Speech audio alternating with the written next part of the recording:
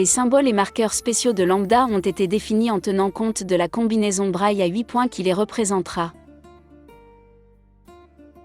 Tous les opérateurs, marqueurs et symboles communs sont représentés par un seul caractère, choisi autant que possible pour être similaire au caractère braille à 6 points correspondant utilisé dans le code national afin de faciliter la formation initiale et la mémorisation.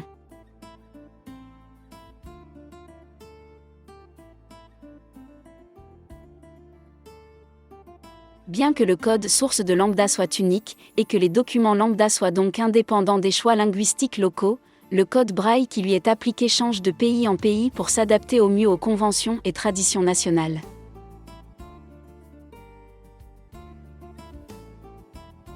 Par exemple, une fraction composée, avec un numérateur ou un dénominateur constitué de plusieurs éléments ou expressions, nécessite 3 marqueurs pour le code lambda, un indiquant le début de la fraction, un indiquant le signe de la fraction et séparant ainsi le numérateur du dénominateur, et un troisième enfin indiquant la fin de la fraction. Ils seront traités par le programme de manière spécifique et enregistrés sur des fichiers avec un code qui les identifie de manière unique, mais apparaîtront sur l'afficheur braille de manière différente selon le pays dans lequel ils sont utilisés. En outre, les descriptions textuelles et les voix associées à la synthèse vocale seront, bien entendu, traduites dans les différentes langues. En ce qui concerne, par exemple, la version italienne, la fraction composée utilise 3 symboles braille, pour chacun d'eux. Nous aurons également un texte en italien pour le nom du marqueur et un autre pour indiquer les mots que la synthèse devra prononcer afin d'avoir une lecture aussi continue et naturelle que possible. Par exemple, pour la langue italienne, la formule A plus B sur AB correspond à un 2467, 1, 235,12, 48,36,12, 13458.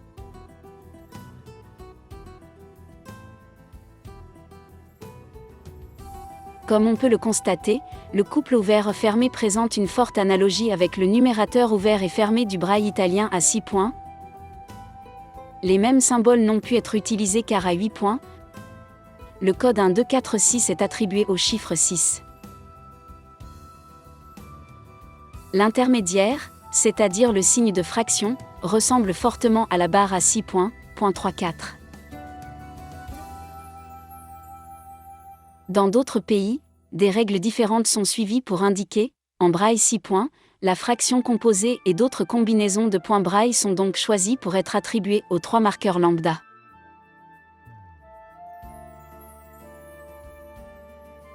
Comme les caractères braille disponibles sont moins nombreux que les symboles nécessaires, il est inévitable que, dans certains cas, des combinaisons de plusieurs caractères braille, 2 ou plusieurs symboles en séquence pour définir un seul élément, soient utilisées.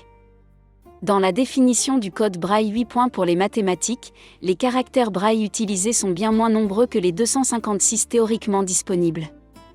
Un nombre trop important de nouveaux symboles aurait créé trop de problèmes de reconnaissance et de mémorisation. En fait, la mémorisation d'un symbole complètement nouveau n'est possible que dans un nombre limité de cas, en général, lorsque les analogies avec le code à 6 points, comme on l'a vu plus haut, ne sont pas possibles, certaines connexions logiques ou mnémoniques ont été exploitées. Si, par exemple, nous définissons un préfixe pour indiquer l'utilisation d'un symbole, par analogie, par exemple dans la sémiologie, nous pouvons réutiliser une série de symboles déjà connus et mémorisés.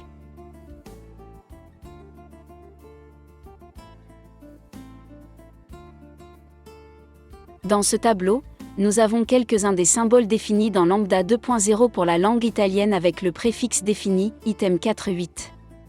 En plus de celui de la théorie des ensembles, pour les points 4 et 8 du braille italien, 3 autres préfixes ont été définis.